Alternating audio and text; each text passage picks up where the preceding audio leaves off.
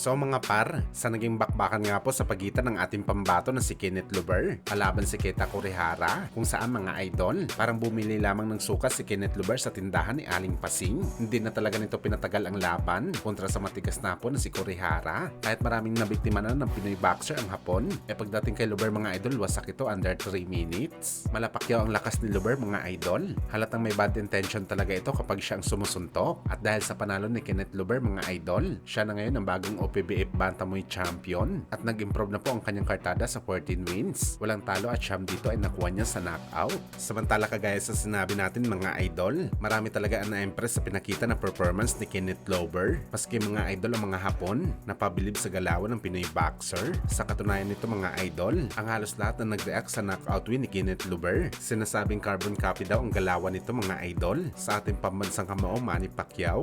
Halos lahat tayo first impression natin, para nakikipaglaban lang si Pacquiao sa katauhan ni Kenneth Luber. Hindi lang kasi lakas mga idol ang kuwang-kuwa ni Luber kay Pacman, maski ang pagiging magalaw nito, kopyang-kopya talaga sa galawan ng Pinoy legend. Yung animo hindi makapermi sa ibabaw ng boxing ring, gusto ka agad pagurin ng kalaban. At kapag nayanig ang kalaban, parang si Pacman din si Luber na ayaw na huminto sa kakabato ng suntok. Sa ngayon mga idol, hindi pa natin alam kung saan banda ang husay nitong si Luber dahil nag-uumpisa pa lang ito gumawa ng pangalan sa boxing sports. Malalaman natin ang lahat ng yan mga idol sa makalipas na taon, kung saan ba talaga gawa ang galing ni Kenneth Luber sa bakbakan sa ibabaw ng boxing ring, lalo na kung kaharap nito ang mga halimo sa kanyang dibisyon. Pero sa ngayon mga idol, nasa build up stage pa lang si Kenneth Luber, kumbaga experience mode pa lang ito mga idol.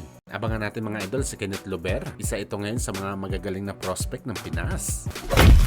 Sa kabilang banda naman mga boss, wala pa nga pong 3 araw matapos ang laban ni George Kambosos Jr. kontra kay Jake Wiley sa Australia, kung saan mga idol, na-reveal kaagad ng Matchroom CEO na si Ed Hearn ang next na laban ni Kambosos. At target nga nila sa June 21 ang muling pagbabalik sa bakbakan ni Kambosos. Makakalaban nito mga idol ang IBF champion sa 140 pounds na si Richardson Hitchens na idadao sa New York. Ibang klase din si Kambosos mga idol, manalo-matalo nakalinya palagi sa isang world title fight. Sakali maging tagumpay si Kambosos sa laban dito mga boss, magiging ganap na ito na 2 division champion. Bagamat hindi magiging madali ang pagsubok nito mga idol para kay George Kambosos dahil mahusay na technical fighter din itong si Hitchens. Mala Devenhini ang galawan nito, suntok takbo sa bakbakan na dati na nga natalo ng 2 beses si Kambosos sa galawan ni Haney. Kaya kailangan talaga mga idol ng Australian fighter na magandang cut sa bakbakan para hindi makaporma itong si Hitchens.